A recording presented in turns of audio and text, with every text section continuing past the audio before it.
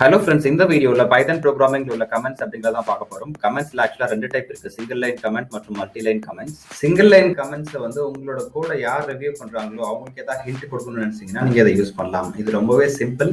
நீங்க எழுதின ப்ரோக்ராம்ல எந்த லைன் எக்ஸிக்யூட் ஆகக்கூடாது அப்படின்னு நினைக்கிறீங்களோ அந்த லைனுக்கு முன்னாடி ஒரு ஹேஷ்டேக் போட்டு ஸ்பேஸ் விட்டுட்டீங்கன்னா அந்த லைன் எக்ஸிக்யூட் ஆகாது. அது வந்து சிங்கிள் லைன் கமெண்டா மாறிடும். இதுக்கு நான் ஒரு எக்ஸாம்பிள் கொடுத்துருக்கேன். ஏக்கு ஒரு வேல்யூ, பிக்கு ஒரு வேல்யூ அசைன் பண்ணிருக்கு. ரெண்டுத்தையும் நான் ஆட் பண்ணணும். So print a plus b நான் ஆட் பண்றேன் அப்படிங்கிறது ஒரு ஹிண்டா இங்க மென்ஷன் பண்ணிருக்கேன், அடிஷன் அப்படின்ட்டு.